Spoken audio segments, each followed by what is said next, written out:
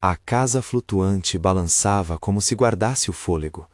Madeira velha, cordas gastas, o rangido das tábuas era a única conversa que Lúcia permitia ter com o mundo fora da sua pequena claraboia. Fotos amareladas emolduravam momentos que pareciam outra vida. Sorrisos leves, mãos entrelaçadas, a sombra do marido largando o remo numa tarde que agora pertencia ao passado. O copo com pão ao lado do prato matinal permanecia na mesa por semanas, como se esperar por alguém fosse diferente de aceitar que a espera havia terminado. Naquele entardecer, enquanto o rio escorria com a familiaridade de sempre, algo rompeu a rotina com uma cor que Lúcia nunca vira ali. Não foi um grito, não foi um cheiro ao começar. Foi uma luz fina, azulada, alongando-se sobre a água como um risco de tinta. Primeiro ela pensou que eram reflexos do céu, daqueles fins de dia em que nuvens e água conspiram para confundir os olhos, mas a luz se fixou, espessa, como se a água tivesse posto um vidro por cima de si mesma. Um peixe boiava de barriga para cima, as lentes dos olhos semicerradas, manchas azuis desordenadas tingindo-lhe a pele. Ela se aproximou devagar, o cheiro metálico subiu, não o fresco ferro de sempre do rio, mas algo mais pesado, cuspido por uma garganta que não conhecia. Lúcia pegou a lanterna, pegou a velha câmera que o marido deixara e tirou fotos até as mãos tremerem. A água, numa calma traiçoeira, devolvia pedaços de vida morta, peixinhos presos em folhas, um pouco de lodo coberto por um brilho estranho. Lúcia sentiu uma pontada que era mais do que luto, era um reconhecimento. Aquilo poderia acabar com o que restava da pesca, da pequena horta na margem, do pouco sustento do lugar. Ela guardou o peixe num saco plástico, escreveu a hora num caderno e deixou o saco no vão entre as tábuas. Sentou-se, as costas na parede úmida da casa, e deixou a noite vir. As memórias vinham em fios curtos, o marido soprando o café, o riso quando se enganavam de rede, e Lúcia os acolhia como quem recolhe brasas, tentando não deixar que a fogueira se apagasse. Quando a primeira noite caiu, a casa flutuante era um ponto escuro entre as luzes tímidas da vila. Lúcia acendeu a pequena lâmpada e passou a vigiar. Não por heroísmo, por simples necessidade de saber. Se aquele rio começava a adoecer, demais coisas pereceriam com ele. No silêncio, ela aprendeu a escutar a água, o modo como vinha e ia, os barquinhos que cortavam a superfície e as batidas que ressoavam na madeira. No dia seguinte, foi à margem. Encontrou mais peixes, manchas azuladas cobrindo escamas, e um galão de plástico encalhado, com uma fita colada no gargalo, azul igual ao brilho. A fita estava rasgada, com sinais de cola nova, e uma etiqueta parcialmente rasurada.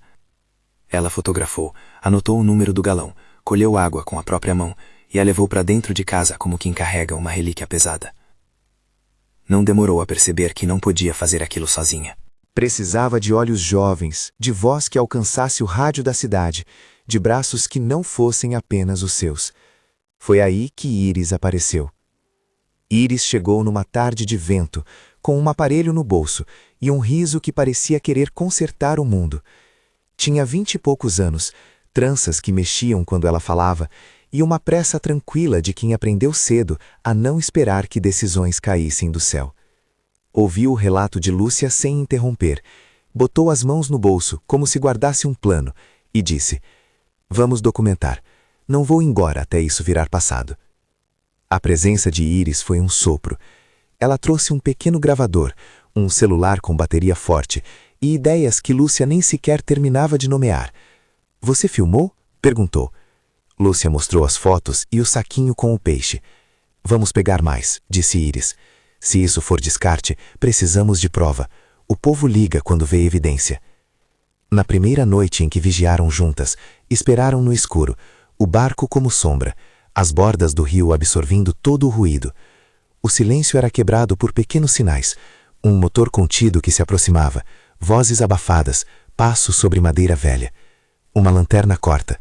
Uma embarcação pequena manobrava perto da foz de um córrego que desemboca no rio. Iris seguiu com o telefone em câmera. Lúcia segurava o isqueiro apontado apenas para não tropeçar. Viram alguém descarregar 2 galões e empurrá-los para dentro de uma passagem alagadiça, gesto rápido, como quem tenta apagar uma prova. O ar tinha o mesmo cheiro metálico e uma espuma azulada boiava nos remansos. Iris tirou fotos de tudo. Quando o motor sumiu, elas correram até a margem e encontraram um galão aberto, a fita azul ainda úmida. Havia marcas de sapato na lama. Lúcia, que sempre evitara confusão, sentiu a raiva subir, mas era uma raiva diferente, uma raiva que servia como combustível. Guardou o galão como evidência, aninhou a coisa na pequena casa e, pela primeira vez em muito tempo, escreveu uma nota longa. Se for preciso, eu não vou me calar, rabiscou. Depois apagou, como se não merecesse todo aquele protagonismo. Iris leu por cima do ombro e só sorriu. Você merece. A nova aliança se fortaleceu em atos simples. A coleta de amostras, a montagem de um pequeno arquivo fotográfico, a enumeração dos dias e horários em que o brilho surgia. Iris sabia conectar coisas. Falou com um radialista da cidade vizinha, deixou uma gravação, convenceu-o a mandar alguém. Lúcia enviou o peixe e amostras de água para o laboratório da cidade vizinha, com o receio apertado no peito. Não era só pela pesca, era por todas as pequenas coisas que dependiam daquele curso d'água. Os primeiros dias trouxeram reações variadas. Alguns vizinhos aplaudiam em silêncio, inalavam a novidade como quem vê uma tempestade se formando. Outros olhavam de longe, desconfiados, com os olhos complicados de quem trabalha com gente que tem mais poder. Wagner, um homem de meia idade com mãos largas e fala firme, foi um dos primeiros a bater na porta da casa flutuante. Conhecia o rio como a palma da mão. Sabia quando um cardume procurava abrigo, quando uma maré vinha diferente. Não podemos fingir que não vimos, disse, sem rodeios. Se for verdade, nós perdemos tudo. Precisamos agir. A notícia correu. Na esquina do mercado, pessoas cochichavam, e a rádio local repetia trechos da gravação feita por Iris. A comunidade começou a se reunir nas noites quentes, discutindo o que fazer sem transformar a discussão em briga. Havia medo, e é do medo que nascem muitas omissões. Mas havia também uma vontade de justiça. Alguns fazendeiros, que dependiam da terra e do rio, ouviram a história e tentaram medir os riscos. Havia dinheiro em jogo, empregos, relações e favores que atravessavam gerações. A presença de Gerson, homem de influência local, era sentida como sombra. Suas palavras nunca eram diretas, mas as mensagens chegavam como advertências. Tadeu, um servidor com acesso a papéis e prazos, circulava entre as conversas com modos cautelosos. Ulisses, comerciante de insumos, passou a aparecer mais em rodas que falavam de logística. Os primeiros sinais de tensão foram sutis.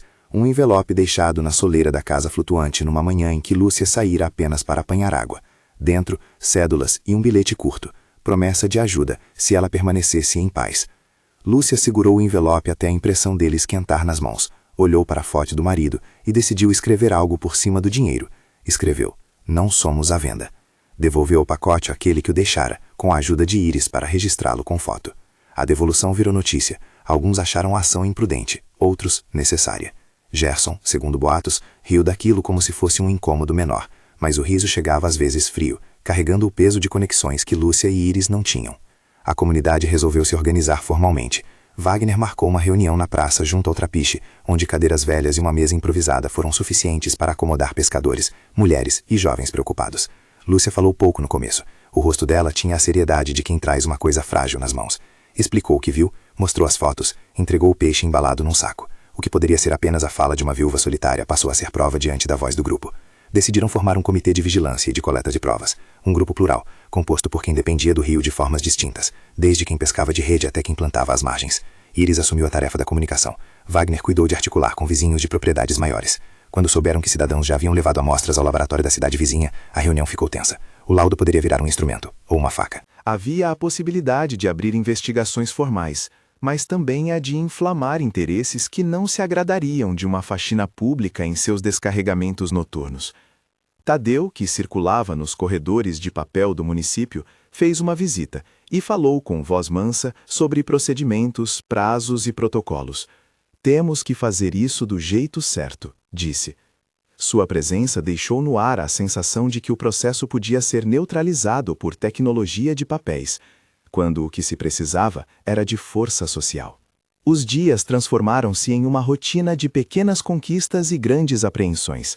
O laboratório devolveu, algumas semanas depois, um resultado que chamou a atenção de todos.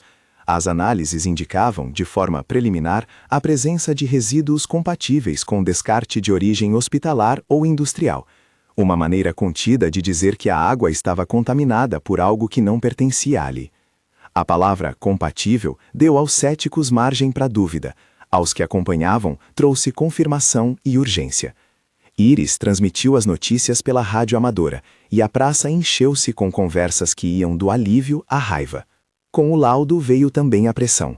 Equipes anônimas passaram a circular mais perto da margem, e uma noite Lúcia percebeu um carro parado à distância, faróis apagados, como se observassem as luzes da casa.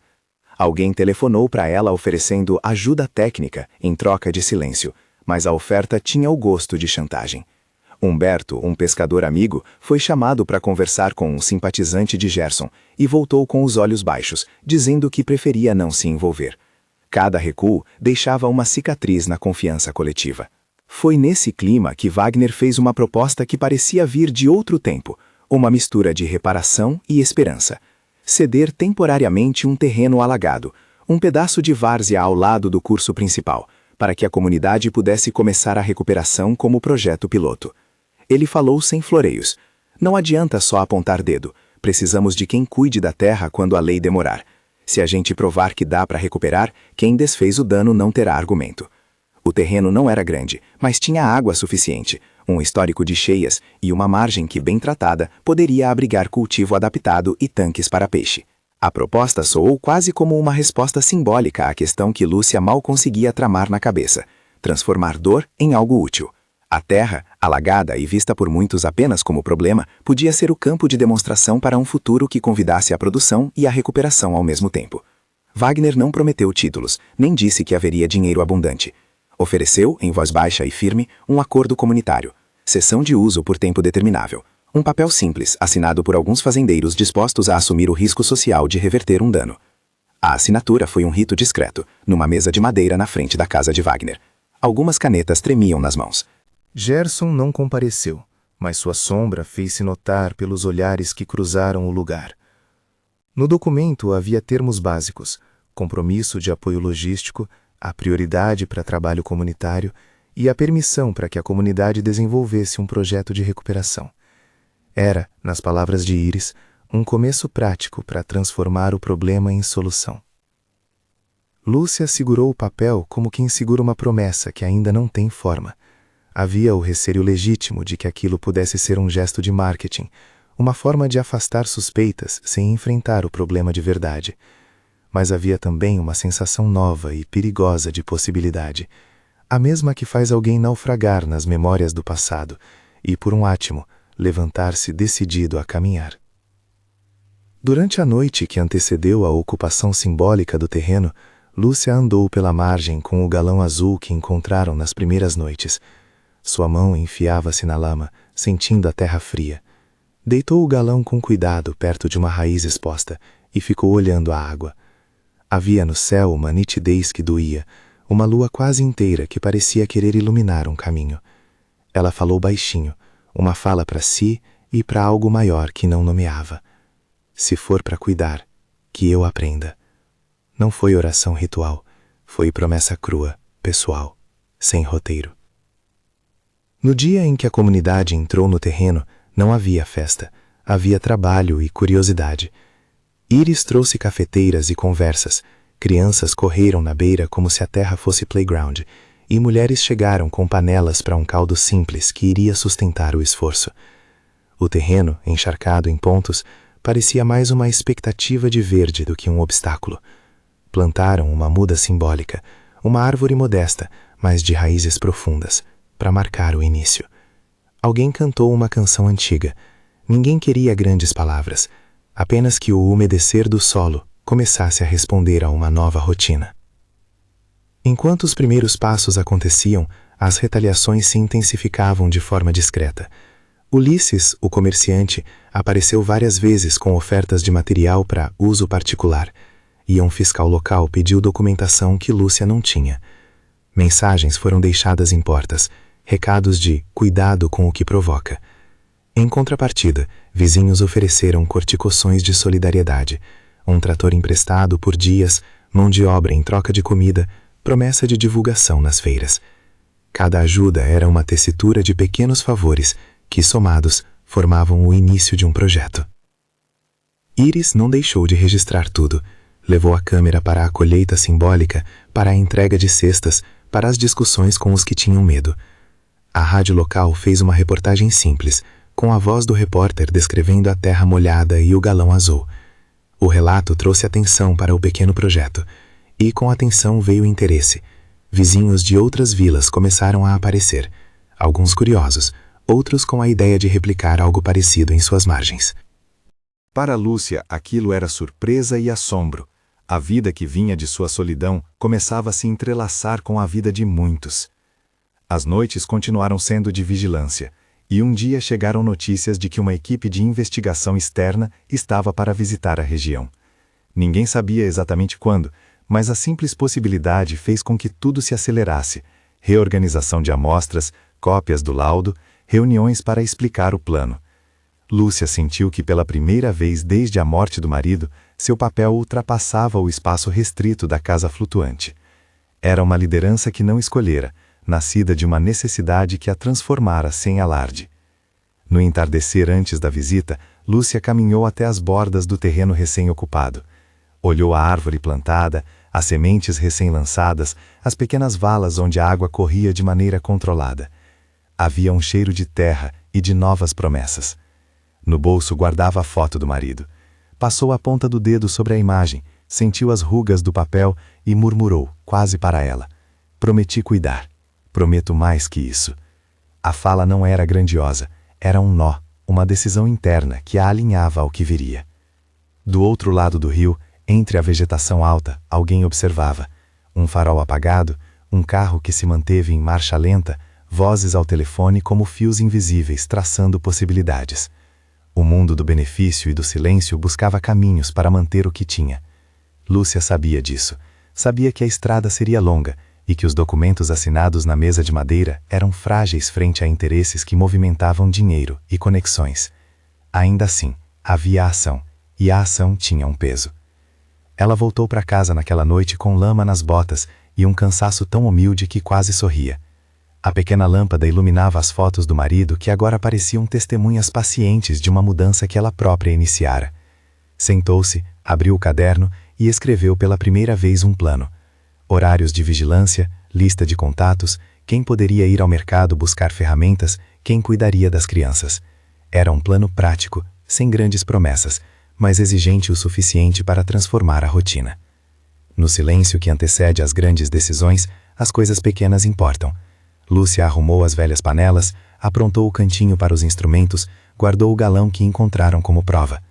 Sabia que o laudo, o reconhecimento e a doação simbólica do terreno eram passos iniciais, não garantias de vitória. A maior mudança era interna.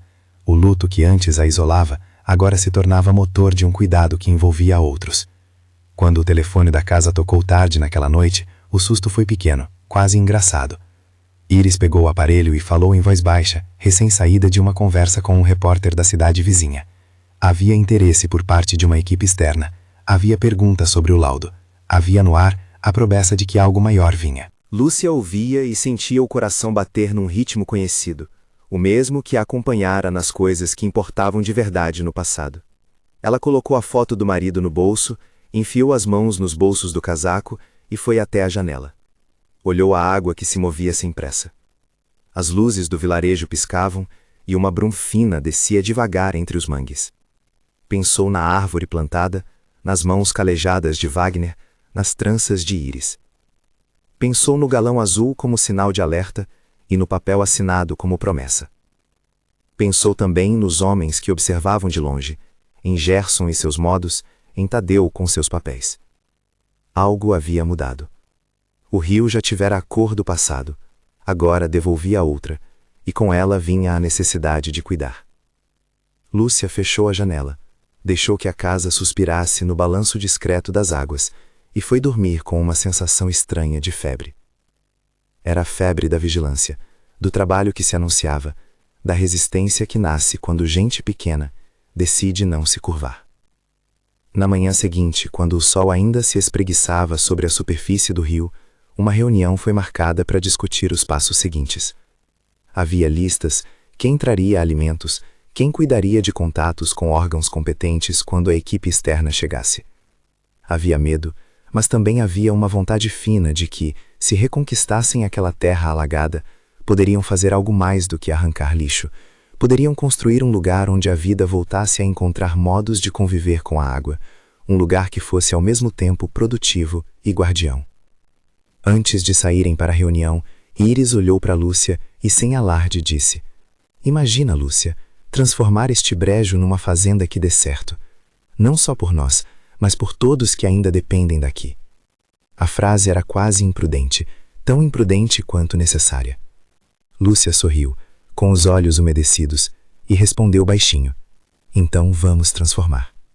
O caminho adiante era uma costura de dias, de trabalho, de contatos e de provas. A promessa estava feita, e com ela começava uma história que não teria fim fácil. Ao atravessar a margem para a reunião, Lúcia sentiu o peso da foto no bolso, como se o marido caminhasse com ela em passos cautelosos, e no peito um novo sentimento. Não o esquecimento, mas a transformação do que dói em força para cuidar. Foi com essa força, e com os olhos de quem finalmente vira instrumento de muitos, que entrou na praça para falar, ouvir e organizar o que viria a ser o primeiro laboratório vivo daquela pequena guerra pela água. A manhã em que a equipe externa chegou teve um ar de solenidade discreta, como se a própria chuva tivesse marcado presença para ouvir. Caminhões de logotipo neutro estacionaram na estrada de terra. Homens e mulheres com coletes coloridos atravessaram a margem em botas altas, carregando pastas, caixas lacradas e aparelhos que pareciam medir coisas invisíveis. Não havia sirene, apenas passos precisos e vozes que anotavam horários. Íris foi a primeira a correr ao encontro deles, com a energia de quem já sabia o que precisava ser dito. Apresentou o dossiê, tirou cópias das fotos, entregou o galão com fita azul e acompanhou a equipe como tradutora do lugar. Lúcia ficou um pouco atrás, observando o trabalho deles com uma mistura de curiosidade e alívio.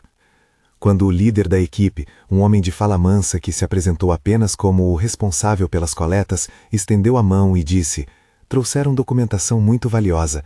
Ela sentiu uma coisa quente descer pelo corpo, não alívio absoluto, mas a sensação de que, pela primeira vez, a sua vigilância ganhara um peso oficial. Os técnicos atravessaram a faixa de mata, coletaram água em frascos esterilizados, apalpavam sedimentos com luvas e anotavam tudo num caderno que parecia não cansar de crescer. Perguntaram horários, mostraram mapas, pediram autorização para acessar propriedades próximas. Havia cortes breves, explicações técnicas que Íris traduzia com palavras simples para o grupo da praça. Eles vão checar a origem e vão procurar por pontos de descarte, dizia, sem promessas, apenas clareza. As reações do poder local não se fizeram esperar. Poucos dias após a chegada da equipe, um pequeno grupo foi requisitado para prestar esclarecimentos. Homens que, por acaso ou desatenção, foram encontrados perto de galões ou em posse de documentos que não batiam com suas declarações.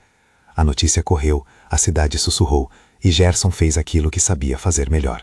Reapareceu em público como se nada tivesse acontecido, sorrindo em inaugurações e distribuindo pequenas ajudas que pareciam, de novo, soluções que não iam ao cerne do problema. Tadeu deu entrevistas medidas, com o tom de quem manuseia papéis e prazos. Seu rosto mostrava o desconforto de quem entende as consequências, mas depende de trâmites. Ulisses, por sua vez, negava qualquer ligação direta com o descarte, mas a memória dos galões com fita azul e das faturas sem procedência insistia em existir. A presença de órgãos e peritos trouxe medidas iniciais que, para a comunidade, foram marcos concretos. Lacres para impedir acessos específicos, orientações para evitar pesca em trechos apontados como de risco e uma sequência de análises que resultaram num laudo preliminar com linguagem contida, mas clara o suficiente para alterar rumos. As análises apontavam contaminação compatível com descarte de origem hospitalar ou industrial.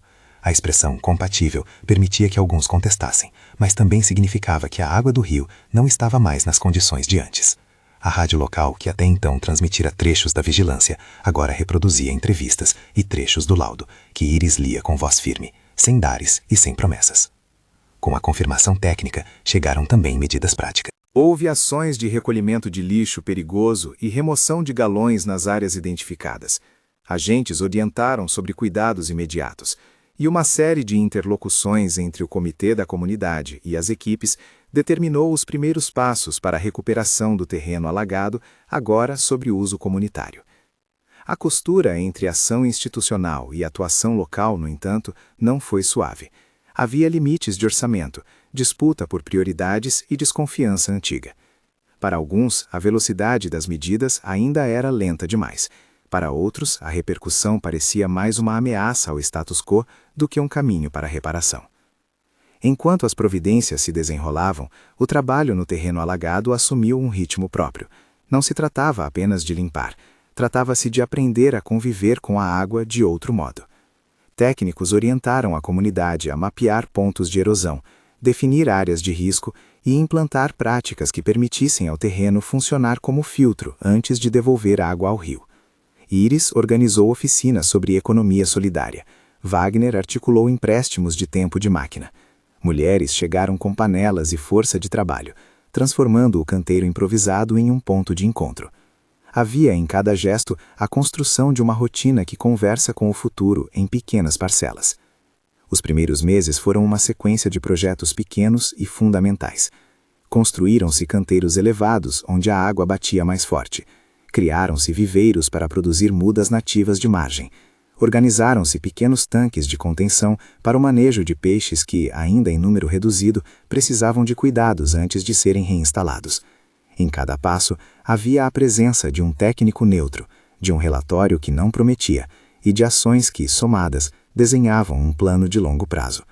Muitas vezes as ferramentas foram improvisadas, restos de madeira reaproveitada, cordas e muita conversa na beira do rio para ajustar métodos. O caminho não foi sem recuos. Em uma noite de chuva pesada, parte do recém-plantado canteiro foi arrastado por uma cheia que veio forte demais para a contenção inicial. Mudas recém-nascidas, metade submersas, sementes que o barro levou. A decepção foi imediata. Quem plantara chorou por alguns minutos. E depois foi trabalho. Reuniram-se na manhã seguinte para replantar, reestruturar, reforçar valetas. Houve uma conversa tensa entre os mais velhos. Como conciliar o que a natureza impõe com o desejo de recuperar? A resposta nasceu no próprio terreno. Respeitar a dinâmica das águas e desenhar produção que a aceitasse, ao invés de lutar contra ela. No meio dessas idas e vindas, Lúcia viu surgir em si uma calma prática que até então ela não sabia possuir. A antiga timidez deu lugar a decisões pequenas e concretas. Quem ia buscar um equipamento emprestado? Quem assinava uma autorização? Quem avistava uma mancha suspeita no leito? Não era uma transformação grandiosa, mas um fazer que, dia após dia, visivelmente alargava seu espaço no grupo. Iris, sempre presente com a câmera e a agenda cheia, continuava a colocar foco nas pequenas conquistas e nas dificuldades, permitindo que doações chegassem de cidades vizinhas, que um fundo coletivo cobrisse o custo de um viveiro novo e que uma ONG de caráter ambiental, a que se ofereceu como parceira sem assumir a voz de quem mora ali, enviasse sementes e mudas. As tensões com o poder local, no entanto, permaneceram. Em um episódio que teria sido perigoso se a comunidade não estivesse unida, ferramentas depositadas no galpão desapareceram numa madrugada. Havia uma sensação clara de que interesses poderosos procuravam frear o projeto até que os procedimentos jurídicos esfriassem. Lúcia, que antes teria entregue a ação a autoridades, optou por responder com visibilidade. Iris publicou a ocorrência, convidou um repórter e organizou uma vigília noturna. O galpão foi guardado por turnos. As ferramentas reapareceram dias depois, discretamente devolvidas no mesmo local, junto com um bilhete anônimo que dizia apenas: "Cuidado com o que mexe com o rio". Para muitos, o bilhete era ameaça. Para a comunidade, tornou-se combustível para reforçar a rede de proteção. Com o passar dos meses, medidas de monitoramento contínuo foram instaladas. Pequenas estações de observação, não muito sofisticadas, marcaram pontos de coleta regular. Lúcia e um grupo de voluntários aprenderam a registrar pH de leitura simples, turbidez e a registrar imagens com datas e horários. Não havia ciência avançada em suas mãos, mas havia disciplina. As anotações provavam-se determinantes em reuniões com técnicos e com o órgão que coordenava a fiscalização. A cadeia de custódia das provas, uma preocupação constante, ganhou seriedade. Tudo foi catalogado e guardado em pastas, fotografias, galões, laudos e depoimentos. Quando, numa tarde de sol rígido, o jornal da cidade trouxe o resultado de uma nova etapa das investigações, a comunidade se reuniu para ouvir sem alarde. O relato policial trazia menções a ações de descarte clandestino, apreensões de materiais e o encaminhamento de responsáveis para esclarecimentos. Não foram sentenças, não foi um fim, apenas etapas de um processo que se arrastaria por meses. Ainda assim, para muitos era a confirmação de que algo além deles tinha ouvido o chamado. Para Lúcia, foi uma resposta à sua insistência, provas que começavam a produzir efeito. A partir dali, foi necessário transformar a atenção externa em oportunidades reais de recuperação. O comitê apresentou ao órgão fiscal um projeto tripartite: monitoramento contínuo, remoção assistida de sedimentos contaminados em pontos críticos e a implantação de técnicas de convivência com a água que permitissem produção e refúgio ecológico. O projeto recebeu aprovação parcial, com recursos contingentes, e assim puderam contratar mão de obra local, comprar material para viveiro e lançar um pequeno programa de capacitação em agrofloresta e piscicultura adaptada. Tudo era feito com moderação. Os técnicos explicavam o que era viável e os limites do que se podia fazer sem recursos extensos. A transformação do terreno foi um esforço coletivo que durou estações e anos, não dias. Primeiro veio a limpeza dos pontos mais críticos, onde galões e resíduos se acumulavam. Depois, a retirada, sob orientação e supervisão, de sedimentos mais contaminados, em áreas que não podiam ser manipuladas por amadores. O trabalho de remoção foi lento e cuidadoso, porque havia a consciência de que mexer de forma errada poderia espalhar mais contaminação. Paralelamente, plantaram-se espécies nativas de margem, criaram-se jardins filtrantes que ajudaram a diminuir a velocidade da água e a reter sedimentos, e estabeleceram-se áreas de proteção onde nenhuma colheita seria permitida até que sinais de recuperação surgissem. Entre as ações mais significativas, houve o estabelecimento da pequena cooperativa que organizaria a produção do terreno. A ideia nasceu numa noite de debate na praça: unir a produção aos mecanismos de venda, processamento e partilha. A cooperativa funcionou como catalisador social. Estabeleceu regras de trabalho, cotas para investimento e um sistema de rodízio de responsabilidades. Lúcia, apesar de sua humildade, acabou ocupando um lugar de coordenação por força de sua memória das ações iniciais e da sua habilidade em ouvir. Não era dona, era guardiã.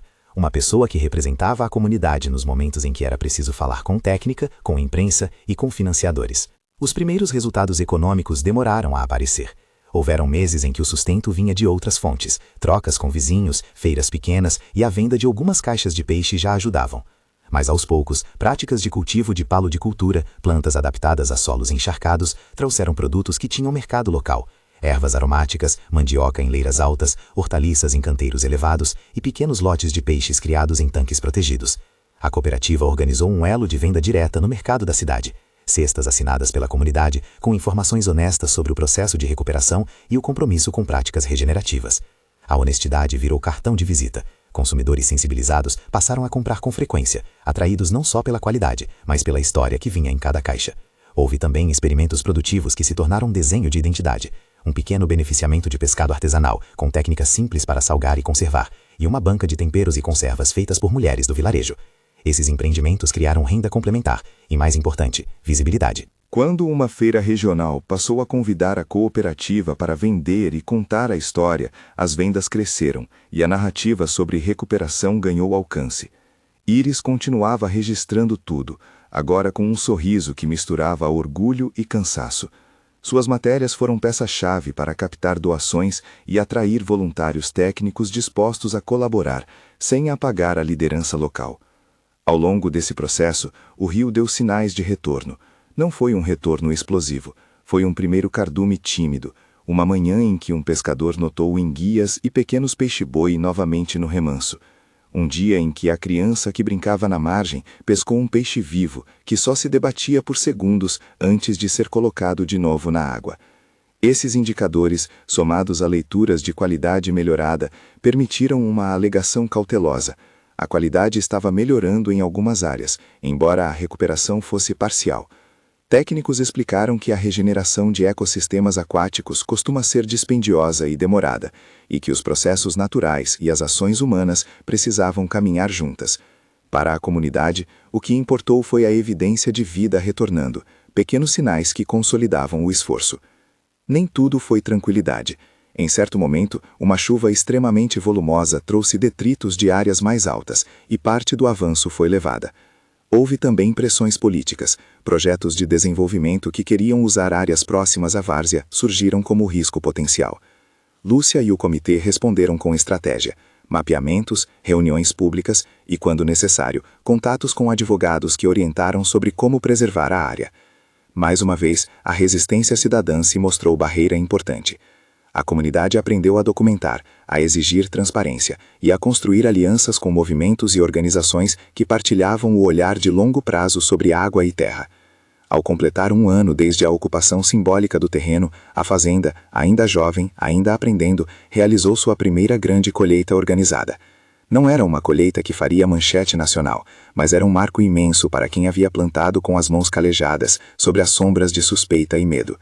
A cooperativa organizou a distribuição de produtos e planejou uma festa simples: mesas na margem, comidas ao fogo, pães, peixes assados e muita conversa. Foi a primeira vez que Lúcia sentiu o calor de uma comemoração que não transmutava sua dor em silêncio, mas em partilha. Viu crianças correndo entre os canteiros, ouviu mulheres que antes não falavam se soltarem risadas, e observou Wagner, Iris e outros articulando a logística com uma eficiência que a deixava orgulhosa. A festa teve um momento simbólico. A árvore plantada no começo, aquela que antes era um broto miúdo e frágil, recebeu um marcador. Não era uma placa pomposa, era uma madeira simples com as inscrições das mãos de quem plantar. Lúcia segurou a placa, as mãos ainda marcadas pela terra, e disse poucas palavras. Falou do marido, não com dor chorosa, mas com a graça de quem transforma a lembrança em responsabilidade. Ele me ensinou a não largar o remo. Hoje eu removo o que se pode remover, e cuido do que cresce. Não é só minha, é nossa. A fala foi pequena, densa, e provocou um aplauso discreto que enchia mais que qualquer discurso. A visibilidade do projeto atraiu ainda mais parcerias técnicas. Universidades próximas mandaram alunos para estagiar. ONGs de conservação trouxeram material para ampliar viveiros. Um fundo de microcrédito facilitou a compra de uma pequena máquina para beneficiamento. O que começou como um terreno alagado cedido numa mesa de madeira, transformava-se, pouco a pouco, num mosaico de oportunidades para quem queria aprender a lidar com água e produção. Jovens da vila encontraram ali um caminho para trabalho. Mulheres passaram a coordenar parte dos processos de venda e beneficiamento. Os pescadores, antes resignados, reinventaram suas rotas e técnicas de pesca sustentável. Os conflitos com representantes do poder local mudaram de figura. Gerson, que antes buscava manter as coisas como eram, passou a aparecer em fotos ao lado de líderes comunitários quando a visibilidade trouxe retorno político. Alguns olhares acharam isso um gesto conveniente. Outros viram na presença dele uma possibilidade de acordo que, se forçado, não apagaria a história de luta. Tadeu manteve posições prudentes e de vez em quando ajudava na tramitação de autorizações que se mostravam necessárias. Ulisses reduziu passos na beira do terreno, e sua relação com a comunidade tornou-se de comércio mais transparente, embora a desconfiança antiga nunca sumisse completamente. A comunidade aprendeu a negociar com astúcia, aceitar o necessário, but never allow the narrative to be co-opted. Ao completar 3 anos de trabalho contínuo, a fazenda já exibiu resultados que, para muitos na região, a tornaram referência. Pequenas porções de terra alagadiça convertidas em sistemas produtivos adaptados, estandes na feira com o selo da cooperativa e o retorno de espécies que antes haviam rareado. Tudo isso fez com que, onde havia desconfiança, surgisse respeito. O termo prosperidade passou a ser citado não como promessa vazia, mas como fruto de múltiplas mãos que aprenderam a somar produção e cuidado. Rentabilidade modesta, sustentável, reinvestida na comunidade. A narrativa que se formou ao redor do terreno era dupla. Para além da economia, havia um ganho menos tangível, a restauração da confiança coletiva. Pessoas que antes se emparedavam no medo de perder empregos ou de perder laços, passaram a entender que a vigilância era um bem comum. O comitê de vigilância foi formalizado e recebeu equipamento básico de monitoramento e um calendário de rodízio de trabalho que envolvia idosos, jovens e mulheres. A fazenda passou a abrigar, além das lavouras e dos tanques, um espaço de formação. Para crianças, oficinas sobre o rio e seu ciclo. Para jovens, cursos de empreendedorismo rural. Para as mulheres, treinamentos em processamento e gestão de produtos. Quando vieram os louvores externos, artigos em jornais regionais, convites para mesas redondas, pedidos de visita, a comunidade de Lúcia soube filtrar o excesso. Não buscaram holofotes vazios, aceitaram convites que traziam suporte técnico e visibilidade para o trabalho coletivo. A história foi contada com honestidade. Houve dor, houve erro, houve conquista. Íris, que filmara cada passo, organizou um pequeno arquivo visual que passou a ser usado como material de ensino e escuta em outras vilas que enfrentavam problemas parecidos. A imagem da casa flutuante, com a foto amarelada do marido na parede, entrou no vídeo final como memória e fundamento, um lugar de origem que não precisava ser apagado para que o novo brotasse.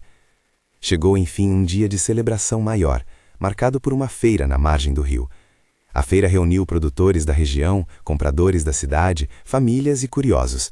Havia mesas com peixes secos e salgados, potes de compota, ervas envasadas e hortaliças em bandejas coloridas. No centro, uma placa discreta informava um nome que a comunidade escolhera para o projeto: Fazenda Nova Esperança. Um nome que não pretendia ser grandioso, apenas fiel ao processo. Lúcia caminhou entre as barracas, cumprimentou com um sorriso contido, vendeu uma cesta como tantas outras e sentiu uma leveza que não existia antes. Foi um dia de festa que parecia resumir anos de trabalho.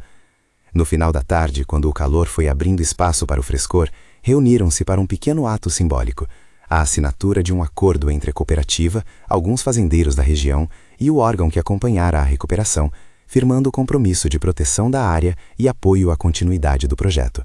Não era um decreto eterno, era um pacto de boa vizinhança e cuidado, uma forma de estabilizar o que havia sido construído. Lúcia assinou com a caneta que tremia ligeiramente e pensou no marido, não em perda crua, mas em companhia. Mais uma vez, ela murmurou para si: cuidar é manter viva a memória. O som foi baixo, mas atravessou o corpo. Os anos seguintes não apagaram a vigilância. A fazenda prosperou de forma gradual. Novos mercados se abriram, parte do excedente passou a ser vendido em cooperativas urbanas e a renda foi sendo reinvestida em melhorias de infraestrutura. A fazenda contratou jovens locais para trabalhar em períodos de safra. Abriu um pequeno pátio para secagem de alimentos. Instalou um sistema simples de rastreabilidade para cestas vendidas. A prosperidade não apareceu como cifra estrondosa, mas como estabilidade crescente. Famílias que antes se viravam com bicos conseguiram rendimento contínuo.